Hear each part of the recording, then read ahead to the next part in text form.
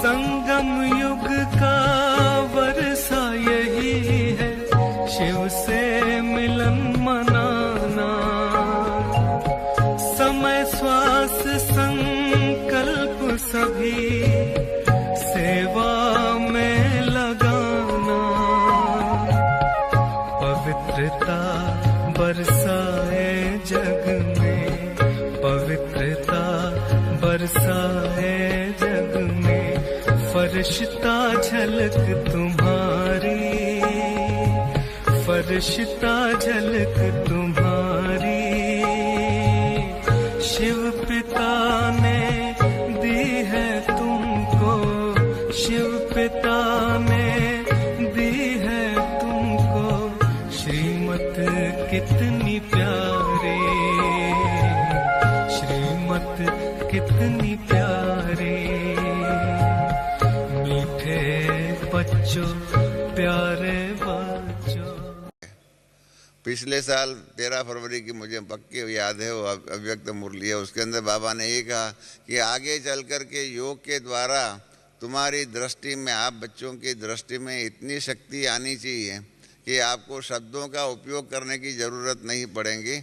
आपकी दृष्टि से ही सामने आपके सामने जो भी आएगा उसको जो भी अनुभूति करना वो चाहे उसको उसी प्रकार की अनुभूति आप अपनी दृष्टि से ही करा सकते हो। इतनी योग की शक्ति, पावरफुल दृष्टि आपकी होनी चाहिए। आप ही बताओ, हमारी इतनी पावरफुल दृष्टि हुई है?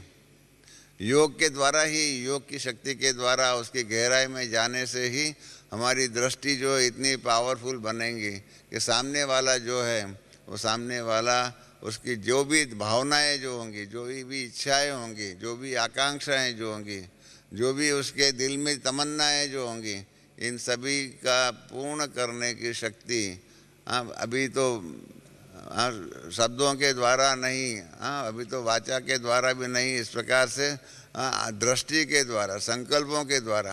पिछली भी साकार अव्यक्त मुरली के अंदर भी बाबा ने यही कहा कि सर्वश्रेष्ठ सेवा जो है वो है मनसा सेवा। मनसा सेवा द्वारा जो होता है वो सर्वश्रेष्ठ सेवा जो है, ये दृष्टि की सेवा भी इन सब के अंदर यह आ जाती है। तो ऐसी सेवा जो है, मनसा सेवा को, दृष्टि की सेवा जो को, दृष्टि में इतनी शक्ति, हमारी वाणी में इतनी शक्ति कि हमारी वाणी जो है सामने वालों के लिए वरदान ही बन जाए।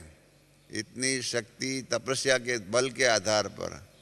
शास्त्रों में भी आपने पढ़ा होगा ना कि कई सन्यासी महात्माएं, कई लोग जो है तपस्या भी करते थे। राक्षसों ने भी पहले तपस्या ही किया था।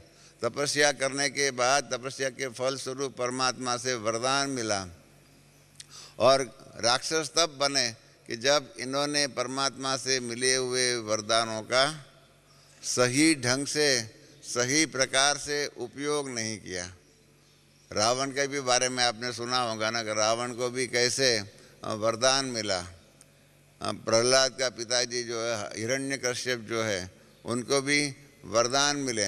उसने भी यही वरदान मांगा कि न मैं दिन में मरूं, न मैं रात में मरूं, न मनुष्य से मरूं, न मैं पशु से मरूं, न घर में मरूं, न मैं बाहर मरूं, न मैं पृथ्वी में मरूं, न मैं आकाश में मर जाऊं। इस प्रकार से हर प्रकार की बातें उसने अपने पुरुषार्थ के आधार पर परमात्मा से वरदान के रूप में मांगा।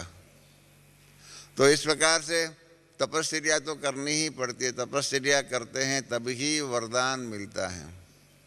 हमारे पास हमारे जीवन में इतने वरदान हमने इकट्ठे किए हुए हैं। हमारी धारणाओं के बारे में भी आप हम सोच लीजिए, हमारी धारणाएं इतनी पक्की हुई है। दादी जानकी ने एक बार बहुत सुंदर एक बात कही थी, वो मेरे दिल में बराबर छप गई है। दादी जानकी ने कहा कि जब मैं ये शरीर छोड़ूंगी और बाबा के पास जाऊंगी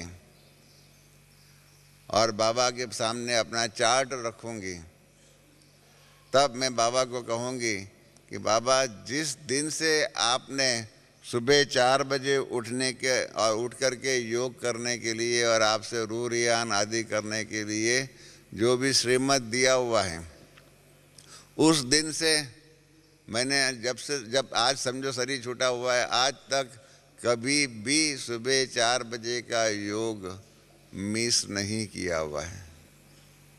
ऐसी धारणा दादी जानकी ने बनाई। हम भी धारणा तो सुनते हैं, धारणा ज्ञान योग धारणा आदि सुनते तो रहते हैं, परंतु हमारी धारणाएं इतनी पक्की इतनी मजबूत हुई है।